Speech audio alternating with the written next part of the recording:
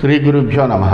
గురుర్బ్రహ్మ గురుర్విష్ణు గురుర్దేవో మహేశ్వర గురుః సాక్షాత్ పరం బ్రహ్మ తస్మై శ్రీ గురవే నమః. అస్మద్ గురుచరణ పాదారవిందాభ్యాం నమః. నిన్నటి మన మహాభారత ప్రస్థానంలో ఆ రాజసూయాగం సంకల్పించినటువంటి ధర్మరాజుని చక్రవర్తిగా చేయడం కోసమని ఆయన యొక్క నలుగురు సోదరులు భీముడు, అర్జునుడు, నకులుడు, సహదేవుడు కూడా 4 దిక్కులకి కూడా జైత్రయాత్రకి బయలుదేరి ఆ ధర్మరాజు యొక్క అనుమతితో వెళ్ళారు, వ్యాసుని యొక్క ఆజ్ఞ అనుసారం. అలా వెళ్ళినటువంటి వాళ్ళలో ఉత్తర దిక్కుకేసి అర్జునుడు వెళ్ళాడు. వెళ్ళి అక్కడ ఉత్తర దిక్కు నుండేటువంటి అందరినీ జయించుకుంటూ వస్తున్నాడు. ఆ జైత్రయాత్రని మనము వర్ణిస్తున్నాం.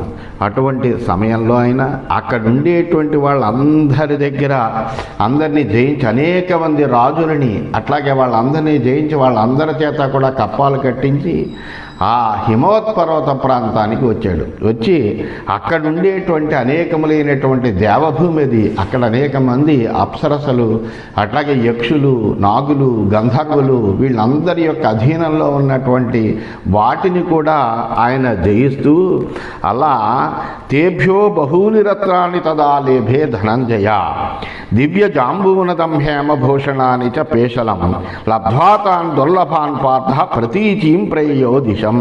వాళ్ళ నుండి అనేకములైనటువంటి విలువైనటువంటి రత్నాలన్నీ కూడా కానుకలుగా పొందాడు. దివ్యమైనటువంటి జాంబూనదము అనే పేరు కలిగినటువంటి బంగారము, విలువైన ఆభరణాలు, దుర్లభాలైనటువంటి వస్తువులు గ్రహించి పశ్చిమంగా బయలుదేరాడు. నాగానాం రక్షితం దేశం అజయచ్చార్జునస్తతః తతో గత్వా మహారాజా వారుణీం పాకశాసని గంధమాదనమాసాద్య తత్ర స్థానజయత్ ప్రభుః తం గంధమాదనం రాజన్నతిక్రమ్య తతోర్జునః కేతుమాలం వివేశాధ వర్షం రత్నసమన్వితం సేవితం దేవకల్పైశ్చ నారీభిప్రియదర్శనైః. అక్కడి నుంచి ఆయన నాగులు రక్షించేటువంటి ఆ దేశానికి వచ్చాడు. అక్కడికి నాగుల చేత రక్షింపబడేటువంటి దేశాన్ని దాన్ని కూడా జయించాడు. జయించి అక్కడి నుంచి ఇంకా పశ్చిమంగా వెళ్ళాట.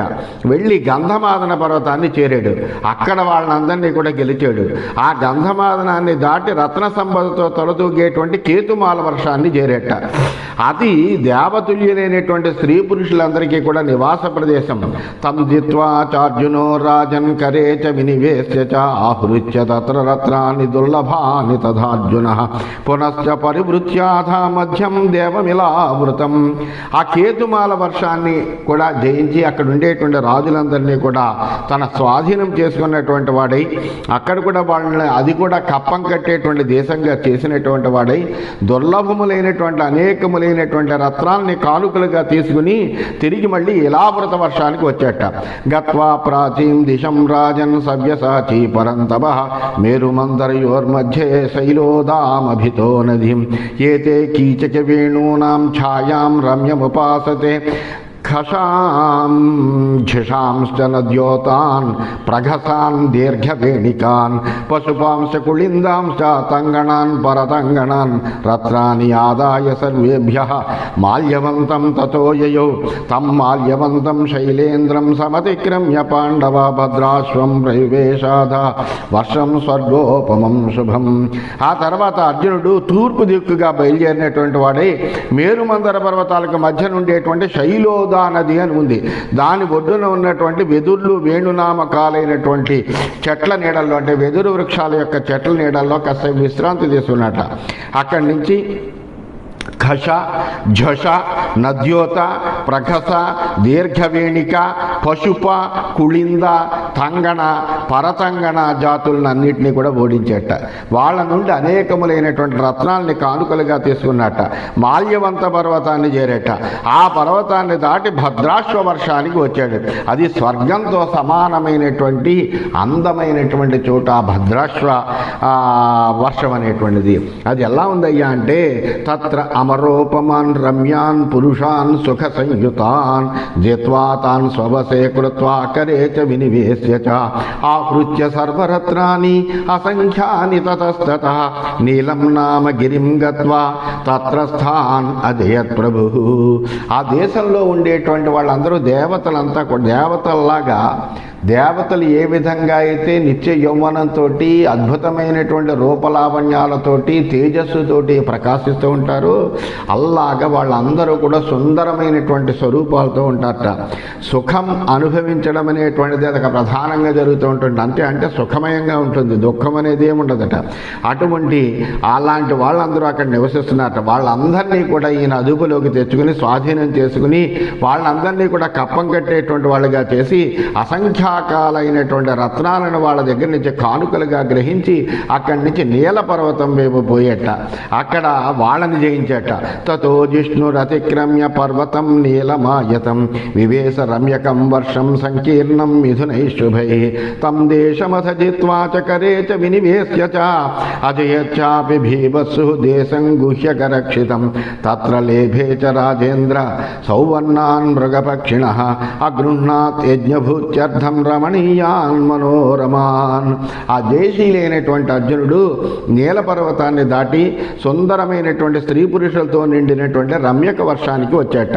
ఆ దేశాన్ని గెలిచి అక్కడ వాళ్ళని కూడా కప్పం కట్టేటువంటి దేశంగా నిర్ణయించినటువంటి వాడై తర్వాత గుహ్యక రక్షితమైనటువంటి ప్రదేశాలకు వచ్చాడు. వాళ్ళను కూడా తన అధికారంలోకి తెచ్చుకున్నాడు. అక్కడ బంగారు రంగుతో కూడినటువంటి మృగాలను, పక్షులను, వాటినన్నిటినీ కూడా కానుగ్గా తీసుకున్నట్ట. అవి చూడడానికే ఎంతో మనోహరంగా ఉన్నాయట. యజ్ఞ వైభవం కోసమని వాటన్నిటినీ కూడా అర్జునుడు గ్రహించాట. అన్యాని లబ్ధ్వా రత్నాని పాండవోధ మహాబల గంధర్వ రక్షితం దేశం అజయత్ సగణం తదా తత్ర రత్నాని దివ్యాని లబ్ధ్వా రాజన్నథార్జునః శ్వేత పర్వతమాసాద్య దిత్వా పర్వతవాసినః సశ్వేతం పర్వతం రాజన్ సమతిక్రమ్య పాండవః వర్షం హిరణ్యకం నామ వివేశాధ మహీపతే. ఆ బలవంతుడైనటువంటి అర్జునుడు అనేకములైనటువంటి రత్నాలను వాళ్ళ దగ్గర కానుకలు తీసుకున్నట్టు ఆయన పొందినటువంటి రత్నాలని అసలు మనం ఎంత పరిమాణమైనటువంటి రత్నాలు అని చెప్పలేమట. అల్లా పర్వతాల్లా రాజులుగా పోయే తగినటువంటి రత్న సంపదన అంతటిని కూడా గ్రహించి గంధర్వ రక్షిత ప్రదేశానికి వెళ్ళాట. వాళ్ళందరినీ కూడా తన వశంలోకి తెచ్చుకున్నట. అక్కడ చాలా రత్నాలను పొంది ధవళగిరి పర్వతవాసులందరినీ కూడా జయించాట. ఆ ధవళగిరి పర్వతాన్ని దాటి అతడు హిరణ్యకం అనేటువంటి వర్షానికి వచ్చాడు. సతు దేశేషు రమ్యేషు గంతుం తత్రోపచక్రమే మధ్యే ప్రాసాద బృందేషు నక్షత్రాణాం శశీ యథా. అక్కడికి వచ్చిన తర్వాత ఆ సుందరమైనటువంటి ప్రదేశాలన్నీ కూడా తిలకిస్తున్నట్ట. అక్కడ భవనాలన్నీ వరుసల్లో ఉన్నాయట. అలా ఉన్నటువంటి ఆ భవనాల యొక్క వరుసల్లో తిరుగుతూ ఆ శ్వేతాశ్వరూఢుడైనటువంటి అర్జునుడు ఎలా ఉన్నాడయ్యా అంటే నక్షత్రాల మధ్య చంద్రుడిలాగా ప్రకాశించిపోతున్నట్ట. మహాపథే రాజేంద్ర సర్వతో యాంతమర్జునం ప్రాసాద వరశృంగస్థాః పరయా వీర్యశోభయా దదృశుస్తా స్త్రియః సర్వాః పార్థమాత్మయశస్కరం తం కలాపధరం శూరం శరథం సానుగం ప్రభుం సవర్మ సుకిరీటం వై సన్నద్ధ సపరిచ్ఛదం సుకుమారం మహాసత్వం తేజోరాశిమనుత్తమం శక్రోపమమిత్రఘ్నం పరవారణవారణం పశ్యంతః శ్రీగణాస్తత్ర శక్తిపాణిం స్మమేనిరే. గొప్ప బలం కలిగినటువంటి వాడు అర్జునుడు. అద్భుతమైనటువంటి పరాక్రమం కలిగినటువంటి వాడు. ఎవరి చేత జయించడానికి శక్యం కానటువంటి వాడు. అటువంటి వాడు. అంతేకాకుండా గొప్ప రూపం కలిగినటువంటి వాడు. అటువంటి అతడు ఆ హిరణ్యక వర్ష రాజమార్గాల్లో నడుస్తూ ఉంటే అక్కడ మేడల మీద నిలబడినటువంటి సుందరమైనటువంటి స్త్రీలందరూ కూడా ఆ అర్జునుడిని ఎంతో ఆసక్తితో చూస్తున్నారట. ఆ అర్జునుడు తన కీర్తిని పెంచేటువంటి వాడు, శూరుడైనటువంటి వాడు, వీరుడైనటువంటి వాడు, శాఖలతో కూడినటువంటి వాడు, గొప్ప కీర్తి కలిగినటువంటి వాడు, రథం మీద తిరిగేటువంటి వాడు.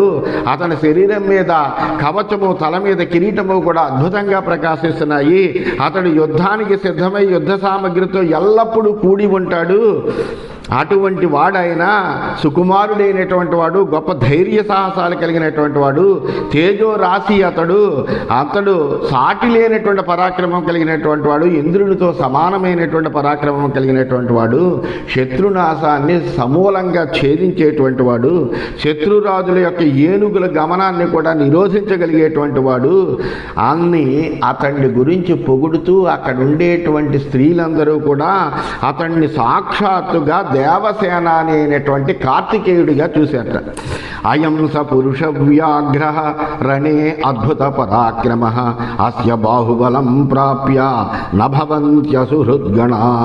వాళ్ళలో వాళ్ళు అనుకుంటున్నారట, ఓ సొక్కలారా, మన ఎదురుకుండా ఇలా తిరుగుతున్నాడు చూసారా, ఇతడి పరాక్రమం చూడాలి అంటే యుద్ధంలో చూడాలి, ఇతడి చేతిలో పడినటువంటి శత్రువులందరూ కూడా నిర్వీర్యులే, మరణించినట్టే భావించాలి, అంత గొప్ప పరాక్రమం కలిగినటువంటి వాడు, ఇతడిని నిరోధించగలిగేటువంటి వాడు ఈ పృథివిలో ఎవరు లేరు అని చెప్తున్నట్ట.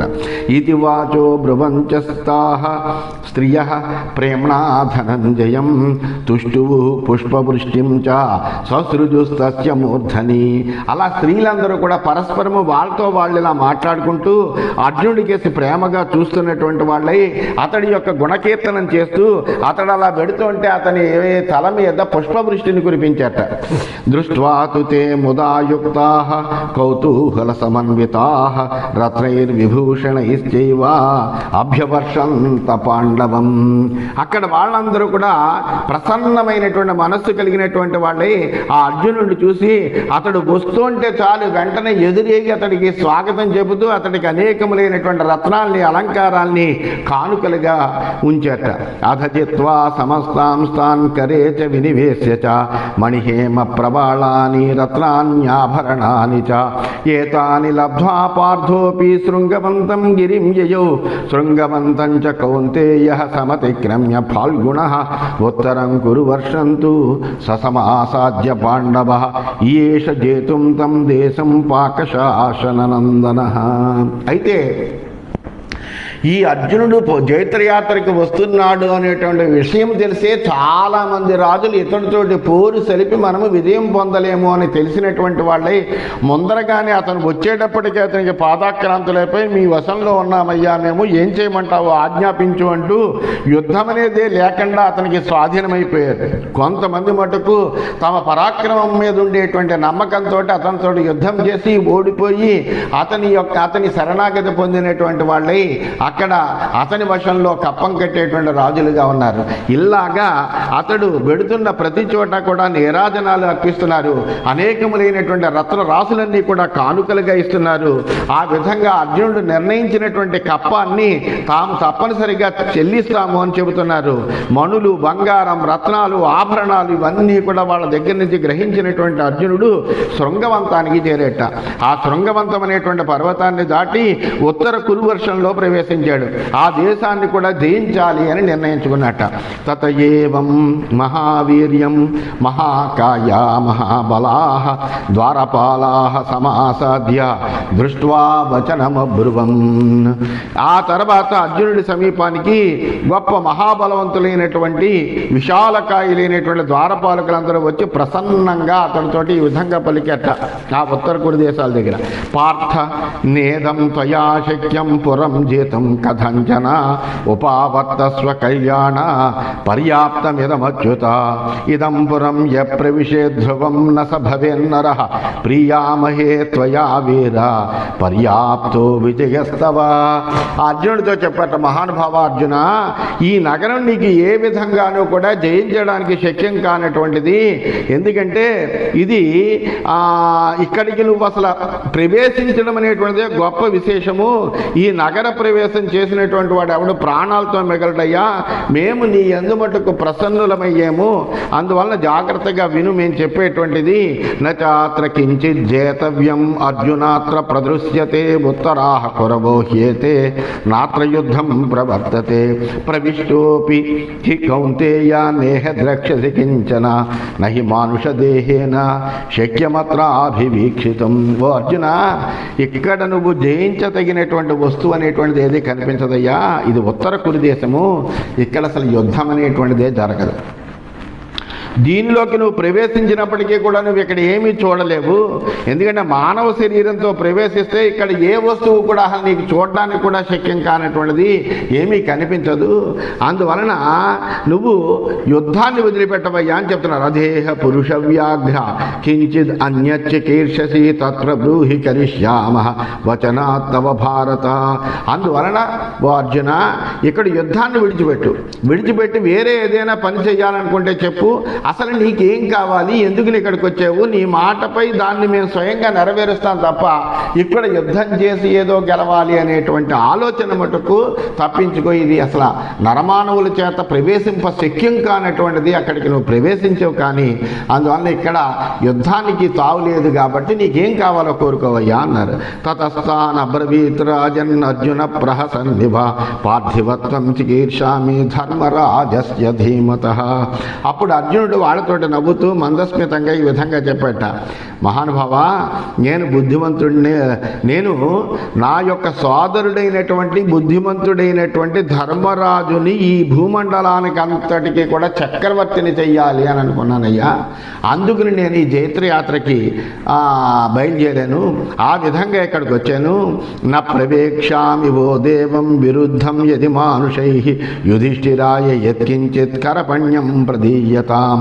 అయితే మనుష్యులకి విరుద్ధమైన మీ దేశంలోకి నన్ను ప్రవేశించద్దంటే నేను ప్రవేశించను, దానికి ఏమీ అభ్యంతరం లేదు.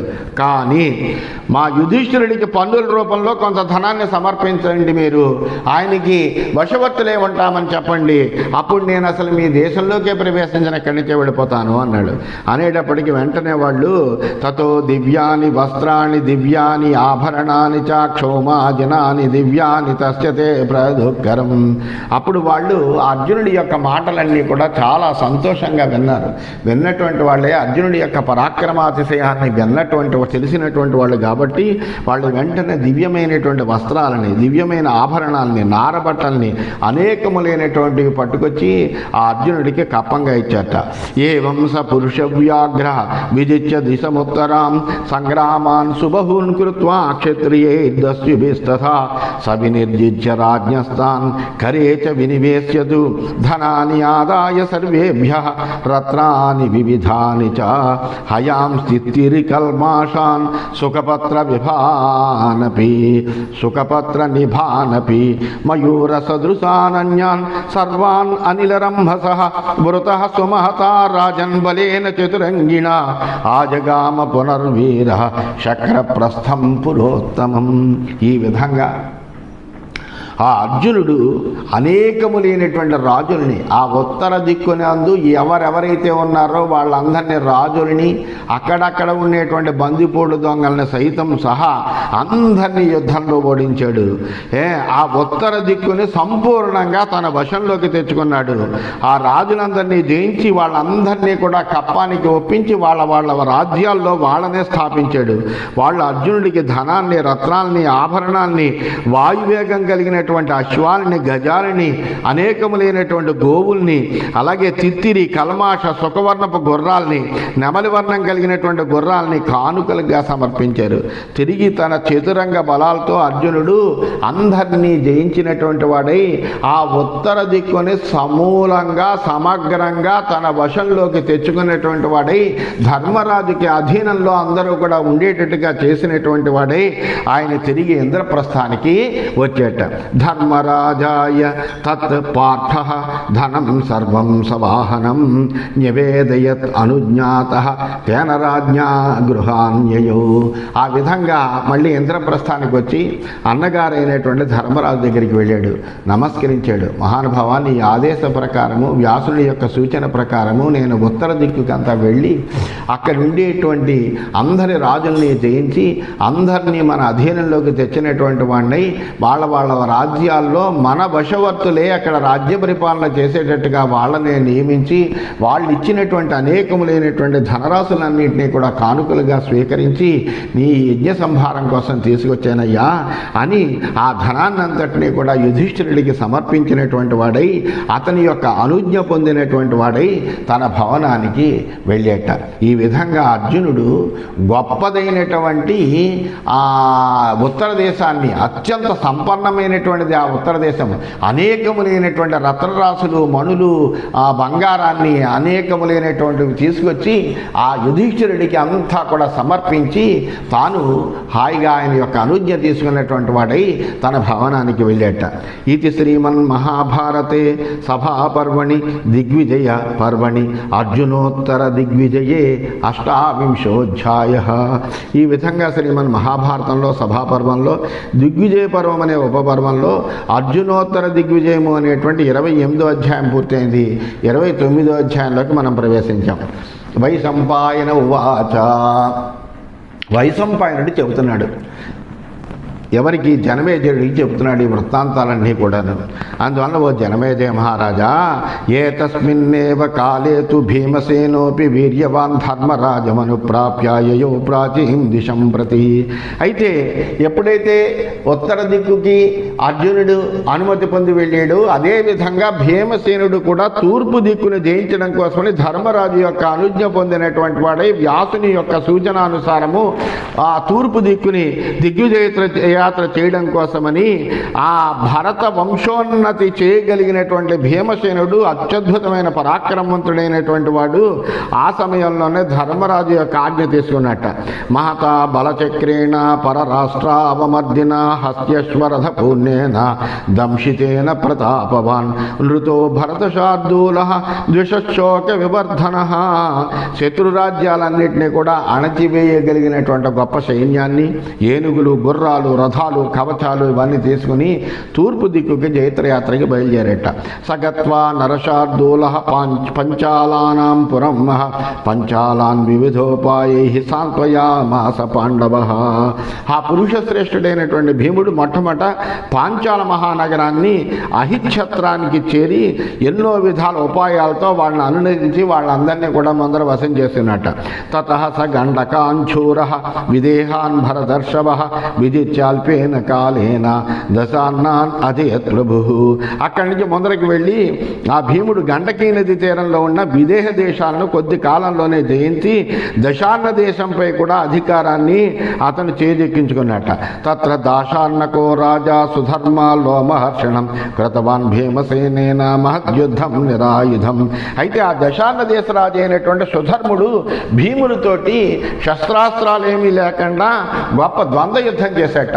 అందువలన వాళ్ళ యొక్క మల్ల యుద్ధం చూస్తే కనుక ఒళ్ళు గగురు పొడుస్తుంది. అంత అద్భుతమైనటువంటి యుద్ధం జరిగింది. భీమసేనస్తు తదృష్ట్వా తస్య కర్మ మహాత్మనః అధిసేనాపతిం చక్రే సుధర్మాణం మహాబలం. భీమసేనుడు కూడా సుధర్ముడి యొక్క అద్భుతమైనటువంటి పరాక్రమాన్ని చూశాడు, అతన్ని ఓడించాడు. ఓడించిన తర్వాత కూడా సుధర్ముడిని తన ప్రధాన సేనాపతిగా నిర్ణయించుకున్నాడు. ఎందుకంటే అతడి అంత మహా పరాక్రమం కలిగినటువంటి వాడు అని గుర్తించినటువంటి వాడై ఆయన అతన్ని తన యొక్క ప్రధాన సేనాపతిగా నియమించేట. తత ప్రాచీం దిశం భీమ యయౌ భీమ పరాక్రమ సైన్యేన మహతా రాజన్ కంపయన్నివ మేదిని. ఆ తర్వాత భీముడు పెద్ద సైన్యంతో భూమిని కంపింపచేస్తూ తూర్పు దిక్కుకి బయలుదేరాడు. శోశ్వమేధేశ్వరం రాజన్ రోచమానం సహానుగం జిగాయ సమరే వీర బలేన బలినాంబర. ఆ తర్వాత వృకోదరుడు అశ్వమేధాధిపతి అయినటువంటి రోచమానుని యుద్ధంలో తమ్ములతో సహా వాడిని రోచమానుడి యొక్క సోదరుని అందరినీ కూడా యుద్ధంలో ఓడించాడు. ఓడించినటువంటి వాడే వాళ్ళందరినీ కూడా తన స్వాధీనంలోకి తీసుకున్నట్ట. సతం నిర్జిత్య కౌంతేయ నాతి తీవ్రేణ కర్మణ పూర్వదేశం మహావీర్య విజిజ్ఞే కురునందన. ఆ మహావీరుడైనటువంటి భీముడు చాలా చక్కగా రోచమానుడితోటి యుద్ధం లేకుండానే ముందర విజయం చేశాడు. ఆ రోచమానుడితోటి యుద్ధం చేశాడు. ఆ తర్వాత ఏమో వాళ్ళ సోదరులు వాళ్ళు కూడా వస్తే అప్పుడు పెద్ద యుద్ధం జరగకుండానే వాళ్ళందరూ కూడా ఇతని యొక్క అధీనంలోకి వస్తే వాళ్ళ మీద విజయం సాధించినటువంటి వాడయ్యాడు. తతో దక్షిణమాగమ్య పులింద నగరం సుకుమారం వసే చక్రే సుమిత్రం చనరాధిపం. అక్కడి నుంచి దక్షిణంగా వచ్చేట పులింద నగరమైన సుకుమారాన్ని, అక్కడ రాజైనటువంటి సుమిత్రుడిని కూడా తన అధీనంలోకి తెచ్చుకున్నట్ట. తతస్తు ధర్మరాజస్య శాసనాత్ భరతర్షభ శిశుపాలం మహావీర్యం అభ్యగాజ్జనమే జయ. ఓ జనమే జయ. తర్వాత ధర్మరాజు యొక్క ఆజ్ఞానుసారం పరాక్రమవంతుడైనటువంటి శిశుపాలుడు అన్న చోటికి వెళ్ళాట. ఆ చేతిలో కాశీరాజుగా ఉన్నాడు శిశుపాలుడు. చేది రాజోపి తచ్చుత్వా పాండవస్య చికీర్షతం ఉపనిష్క్రమ్య నగరాత్ ప్రత్యగృహ్ణాత్ పరంతమా. ఆ చేది రాజు అయినటువంటి శిశుపాలుడు ధర్మరాజు యొక్క అభిప్రాయం తెలుసుకుని వెంటనే భీమసేనుడు వస్తున్నాడు అని తెలుసుకున్నటువంటి వెంటనే నగరానికి బయటికి వచ్చి అతడికి ఎదురేగి స్వాగత సత్కారాలతో భీముని తన వాడిగా చేసుకున్నట్ట. తౌ సమేత్య మహారాజా కురుచేది వృషౌ తదా ఉభయోరాత్మకులయో కౌశల్యం పర్యపృచ్ఛతాం. ఆ విధంగా కురుచేది వంశశ్రేష్ఠులైనటువంటి వాళ్ళిద్దరూ కూడా పరస్పరము కలిసి వాళ్ళ వాళ్ళ వంశాల గురించి కుశల ప్రశ్నలు వేసుకున్న తర్వాత తతో నివేద్య తద్రాష్ట్రం చేదిరాజో విశాంబతే ఓవాత భీమం ప్రహసన్ కిమిదం కురుషే అనఘా. ఆ తర్వాత చేదిరాజు అని శిశుపాలుడు అడిగాడు, ఏమిటయ్యా తన రాజ్యాన్ని అంతా భీమసేనుడికి అప్పగించేసేసి నవ్వుతూ, ఏమిటే ఇదంతా ఇలా ఆచరిస్తున్నావు, ఇంతలాగా నువ్వు దండయాత్రకి రావాల్సిన పనేముంది నా మీదకి అని ప్రశ్నించే అప్పుడు తస్య భీమస్తదా చక్షో ధర్మరాజ చికీర్షితం సజదం ప్రతిగృహ్యైవ తదా చక్రేణ రాధిప. అప్పుడు భీముడు శిశుపాలుడితో చెప్పేట ధర్మరాజు చేయదలిచినటువంటి సర్వకార్యాన్ని అతను రాజసుయోగం చేయబోతున్నాడు అనేటువంటి మాట ఇవన్నీ కూడా చెప్తే అప్పుడు అతని మాటలన్నీ విన్నటువంటి శిశుపాలుడు అంగీకరించి కప్పం కట్టడానికి అంగీకరించాడు. తతో భీమస్తత్ర రాజన్ ఉషిత్వా త్రిదశక్షపాః సత్కృత శిశుపాలేన యయౌ సబలవాహన. ఈ విధంగా శిశుపాలుడి చేత సత్కరింపబడినటువంటి భీముడు తన సేనా వాహనాలతోటి యుద్ధం చేసి అలసిపోయి ఉన్నటువంటి కారణంగా 13 రోజులు అక్కడ విశ్రాంతి తీసుకుని ఆ తర్వాత మళ్ళీ అక్కడి నుంచి బయలుదేరాడు. ఇది శ్రీమన్ మహాభారతే సభాపర్వణి దిగ్విజయ పర్వణి భీమ దిగ్విజయే ఏకోనత్రింశోధ్యాయ. ఈ విధంగా శ్రీమన్ మహాభారతంలో సభాపర్వంలో దిగ్విజయ పర్వం అనే ఉపపర్వంలో భీమ దిగ్విజయం అనేటువంటి 29వ అధ్యాయమైంది. 30వ అధ్యాయంలోకి మనం ప్రవేశించాం. వైశంపాయన ఉవాచ. వైశంపాయనుడు చెబుతున్నాడు, తత కుమార విషయే శ్రేణిమంతమధాజేత్ కోసలాధిపతిం చైవ బృహద్బలమరిందమః. ఓ జనమేజయ మహారాజా, శత్రుపీడాకరుడైనటువంటి భీముడు కుమారదేశపు రాజు అయినటువంటి శ్రేణిమంతుడిని, కోసల రాజు అయినటువంటి బృహద్బలని కూడా జయించాడయ్యా. అయోధ్యాయాంతు ధర్మజ్ఞం దీర్ఘయజ్ఞం మహాబలం అదేత్ పాండవ శ్రేష్ఠ నాతి తీవ్రేణ కర్మణ. అంతేకాకుండా అయోధ్య నగరాన్ని ఉన్నటువంటి బలవంతుడైనటువంటి వాడు, ధర్మజ్ఞుడైనటువంటి వాడు, దీర్ఘయజ్ఞుడిని చాలా మృదువుగా యుద్ధమేం లేకుండా అతన్ని కూడా తన స్వాధీనానికి తెచ్చుకున్నాడు. తతో గోపాల కక్ష సోత్తరానపి కోసలాన్ మల్లానామధివంచైవ పార్థివంచాదేత్ ప్రభు. ఆ తర్వాత శక్తిశాలి అయినటువంటి వృకోదరుడు గోపాలకక్షుని యొక్క ఉత్తర కోసల దేశాలన్నింటినీ కూడా జయించాడు. మల్ల రాజ్యాధిపతి అయినటువంటి పార్థివుణ్ణి కూడా తన అధీనంలోకి తీసుకున్నాడయ్యా. తతో హిమవతః పార్శ్వే సమభ్యేత్య జలోద్భవం సర్వమల్పేన కాలేన దేశం చక్రే వశం బలి. ఆ తర్వాత హిమాలయ సమీపానికి చేరి బలశాలి అయినటువంటి పాండవ మధ్యములు జలోద్భవ రాజ్యంపై దండెత్తి స్వల్ప కాలంలోనే తన వశం చేసుకున్నాడు. ఏవం బహువిధాన్ దేశాన్ విజిగ్యే భరతర్షభ భల్లాటమభితో జిగ్యే శుక్తిమంతం చ పర్వతం. ఈ విధంగా భీముడు అనేక దేశాలని జయించి భల్లాట సమీపంలోని దేశాలను శుక్తిమంతం అనేటువంటి పర్వతాన్ని కూడా జయించాడయ్యా. పాండవ సుమహావీర్య బలేన బలినాంబర స కాశీరాజం సమరే సుబాహుమనివర్తినం వశే చక్రే మహాబాహు భీమో భీమ పరాక్రమ. భయంకరమైన పరాక్రమం కలిగినటువంటి ఆ భీమసేనుడు, పురుషార్థ సాధకుడైనటువంటి భీముడు యుద్ధంలో ఎప్పుడు కూడా వెనుకంజ వేయట. అటువంటి ఆ వెనుకంజ వేయనటువంటి మహాపరాక్రమశాలి అయినటువంటి కాశీరాజు ఉన్నాడు. ఆ కాశీరాజు కూడా యుద్ధం అంటే చాలా ఉత్సాహంగా ఉంటాడు. ఎప్పుడు కూడా యుద్ధం అంటే వెనుదిరగకుండా ముందరకే వెళ్ళి యుద్ధం చేసేటువంటి వాడు గొప్ప పరాక్రమవంతుడు. అటువంటి కాశీరాజు అయినటువంటి సుబాహుణ్ణి కూడా తన బాహుబలంతో లొంగదీసుకున్నట్టు భీముడు. తతఃసుపార్శ్వమభిత తథా రాజపతిం క్రథం యుధ్యమానం బలాత్ సంఖ్యే విజిగ్యే పాండవర్షభ. ఆ తర్వాత సుపార్శ్వ దేశ సమీపంలో బలంతో పోరాడేటువంటి రాజరాజేశ్వరుడు సోదరుడైనటువంటి క్రధుణ్ణి యుద్ధంలో జయించేట. తతో మత్స్యాన్ మహాతేజాహ మలదాంస మహాబలాన్ అనఘాన్ అభయాం సేవా పశుభూమిం చ సర్వతః నివృత్య చ మహాబాహు మదధారం మహీధరం సోమధేయాంశ నిర్జిత్య ప్రేయా ఉత్తరాముఖ వత్సభూమిం చ కౌంతేయో విజిగ్యే బలవాన్ బలాత్. ఆ తర్వాత మత్స్య దేశాన్ని, మలద ప్రదేశాలను, అనఘ అభయ ప్రదేశాలను, పశుపతినాథ సమీపాన ఉన్నటువంటి ప్రదేశాలన్నింటినీ కూడా జయించేట. అక్కడి నుంచి వెనుతిరిగి మళ్ళీ బలశాలి అయినటువంటి భీముడు మదధారం అనేటువంటి పర్వతానికి వచ్చేట. అక్కడికి వచ్చి సోమధేయ నివాసులను అందరినీ కూడా తన స్వాధీనం చేసుకున్నట్ట. ఉత్తర దిక్కుగా బయలుదేరి వత్సభూమిని బలంతో అధీనం చేసుకున్నట్ట. భర్గాణాం అధిపంచైవ నిషాదాధిపతిం తదా విజిగ్యే భూమిపాలాంశ మణిమత్ ప్రముఖాన్ బహూన్ తతో దక్షిణమల్లాంశ భోగవంతం జబర్వతం తరసైవ అజయద్భీమః నాతి తీవ్రేణ కర్మణ. ఆ క్రమంగా భర్గదేశ రాజుల్ని, అలాగే నిషధాధిపతిని, మణిమంతుడు మొదలైనటువంటి రాజుల్ని అందరినీ తన అధికారంలో ఉంచేట. అలాగే దక్షిణ మల్ల దేశాలను, భోగవంతం అనేటువంటి పర్వత ప్రాంతాన్ని ఏమి ప్రయాసం లేకుండా భీముడు అలవోకగా వాళ్ళందరినీ కూడా తన వశంలోకి తెచ్చుకున్నట్ట.